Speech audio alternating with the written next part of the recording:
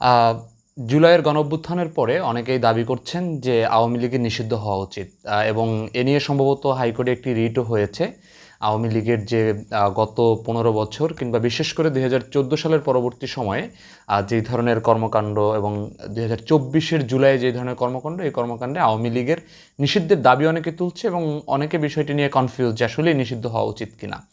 আমি যদি আমার ব্যক্তিগত মতামত প্রকাশ করি, এক বাক্যে উত্তর হচ্ছে যে আওয়ামী লীগকে বাংলাদেশে রাজনীতিতে নিষিদ্ধ করা উচিত না। কেন উচিত না? প্রথম কারণ হচ্ছে যে আওয়ামী লীগকে যদি এই মুহূর্তে নিষিদ্ধ করা হয়, আমি আশঙ্কা করছি যে আওয়ামী লীগ একটি জঙ্গি সংগঠনে রূপান্তর হবে। তার বড় কারণ হচ্ছে, আমার অনুমান বাংলাদেশে যত ধরনের অবৈধ অস্ত্র গত 10 বছরে এসেছে কিংবা যত অবৈধ অস্ত্রের দখল, সবগুলোই আওয়ামী লীগের বিভিন্ন পর্যায়ের নেতাকর্মীদের কাছে আছে। এবং এর বড় একটি প্রমাণ আমরা পেয়েছি জুলাই হত্যাকাণ্ডে। পুলিশের পাশাপাশি বিভিন্ন বিল্ডিং থেকে যারা গুলি করেছে আওয়ামী লীগের বিভিন্ন সন্ত্রাসীরা, তাদের কাছে বাংলাদেশে অনেক ধরনের অবৈধ অস্ত্র ছিল। তো এইটিকে ব্যবহার করে আওয়ামী লীগের জঙ্গি সংগঠন হয়ে ওঠার একটি সম্ভাবনা আছে। আমরা নিশ্চয়ই বাংলাদেশে এরকম একটি কুখ্যাত জঙ্গি সংগঠন চাই না। দ্বিতীয় যে কারণটি, সেটি হচ্ছে, আমার কাছে মনে হয় বাংলাদেশের রাজনীতিতে এখন অন্তর্বর্তীকালীন সরকার আছে, এরপরে হয়তো কোনো একটি গণতান্ত্রিক সরকার গণতান্ত্রিক একটি দল সরকার গঠন করবে। তো এরকম একটি প্রেক্ষাপটে যে কোনো সরকার গঠনের জন্য বাংলাদেশের রাজনৈতিক প্রতিযোগিতাটি থাকা খুব খুব বেশি গুরুত্বপূর্ণ। তো আমার কাছে মনে হয় আওয়ামী বিরোধী যে শক্তিগুলো রয়েছে তাদের এখন এক ধরনের বোঝাপড়া আছে। তারা গত 15 বছরে নির্যাতিত হয়েছে এবং এটার মধ্যে দিয়ে তাদের এক ধরনের আন্তঃসম্পর্কও তৈরি হয়েছে। এই ক্ষেত্রে রাজনৈতিক প্রতিযোগিতা হওয়ার সম্ভাবনাটি কম, মানে যেটি হবে সেটি আসলে অন্যান্য সময়ের তুলনায় কম। দ্বিতীয়ত হচ্ছে তাদেরকে প্রশ্নবিদ্ধ করা, তাদের ভুলগুলোকে ধরা, এই জায়গাগুলো যদি আওয়ামী লীগ থাকে তাহলে অনেক বেশি হওয়ার সম্ভাবনা আছে। এবং এই রাজনৈতিক প্রতিযোগিতাটি পরবর্তীতে যারাই সরকার গঠন করুক, সেটি বিএনপি হোক, জামাত হোক, ডান হোক, বাম হোক, তাদের জন্য তাদেরকে শুধরে চলার ক্ষেত্রে এটি অনেক বেশি কার্যকরী ভূমিকা পালন করবে বলে আমি মনে করি।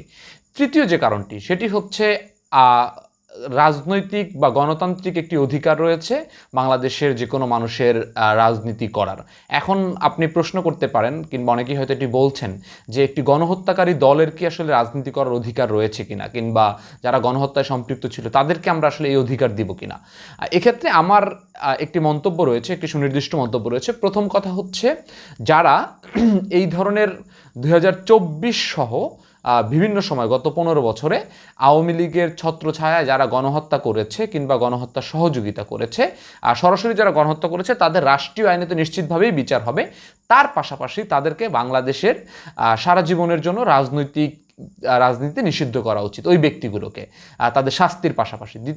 দ্বিতীয় যে জায়গাটি, সেটি হচ্ছে 2024 সালে, বিশেষ করে 2014 পরবর্তী সময়, আমি 14 পরবর্তী বারবার বলছি, 14 নির্বাচনটা ছিল বাংলাদেশে প্রথম এই গত 2008-এর পরে যেই নির্বাচনটি হয়েছিল, সেটি হলো যে এখানে গণতন্ত্রকে কবর দিয়ে দেওয়া হয়েছে এবং তত্ত্বাবধায়ক সরকার উঠিয়ে দেওয়ার মধ্যে আওয়ামী লীগ একটি নাটকীয় নির্বাচন করেছে, যেখানে অর্ধেকের বেশি আসন আওয়ামী লীগ অটোমেটিক্যালি পেয়েছে। তো এই নির্বাচনের পরে আওয়ামী লীগের যতগুলো কমিটি হয়েছে 2024 পর্যন্ত, এই কমিটির কোনো মেম্বার সেই আওয়ামী লীগের রাজনীতিতে আসতে পারবে না। কারণ আমরা জানি যে তারাই এই গণতন্ত্র বিরোধী মনোভাব ধারণ করেছে, তারাই বাংলাদেশের গণতন্ত্রকে মেরে ফেলার জন্য কাজ করেছে, এবং তারাই এই যে হত্যাকাণ্ড, একটা মৎসন্যায় যে একটা রাষ্ট্র, সেই রাষ্ট্র প্রতিষ্ঠার ক্ষেত্রে এই কমিটিগুলো সহযোগিতা করেছে কিংবা সরাসরি প্রত্যক্ষভাবে ভূমিকা রেখেছে। তো আমি মনে করি 24 পরবর্তী সকল কমিটি বিলুপ্ত হয়ে যাবে এবং এই কমিটির যারাই এক্সিকিউটিভ ছিল তারা আওয়ামী লীগের বা বাংলাদেশের রাজনীতি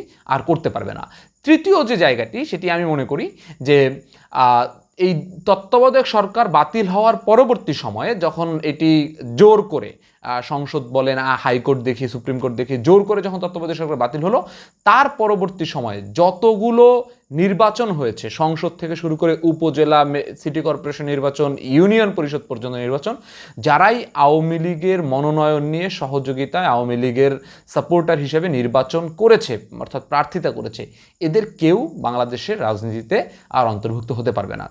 এটি করার মধ্যে দিয়ে দুটি ক্ষেত্রেই লাভবান হবে। একটি হচ্ছে, আমাদের যেই জুলাই কিংবা 2024-এর যে স্পিরিট, যে গণঅভ্যুত্থানের যে স্পিরিট, আওয়ামী বিরোধী, ফ্যাসিবাদ বিরোধী যে স্পিরিট, এই স্পিরিটটা কিন্তু কোনো দলের নামের বিরুদ্ধে না।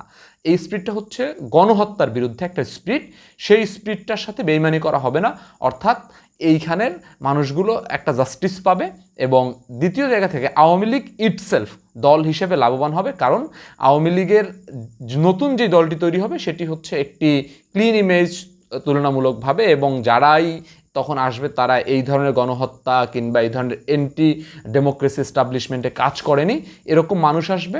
তারা এসে রাজনীতি করে মানুষের যদি মন জয় করতে পারে, তথাকথিত আওয়ামী লীগের এই গণহত্যার ট্রেডিশন যদি বন্ধ করে তারা রাজনীতি করতে পারে, তাহলে নিশ্চিতভাবেই বাংলাদেশের কিছু মানুষ তাদেরকে একটা জায়গা দিবে এবং তারা সেভাবে রাজনীতি চালিয়ে যেতে পারবে। কিন্তু কোনোভাবেই যারা 2014 থেকে শুরু করে 24 পর্যন্ত বিভিন্নভাবে আওয়ামী লীগে সম্পৃক্ত ছিল, এদের আর রাজনীতিতে ফেরত আসার সুযোগ নেই। কিন্তু দল হিসেবে আওয়ামী লীগকে নিষিদ্ধ করারও পক্ষে আমি নই। ধন্যবাদ।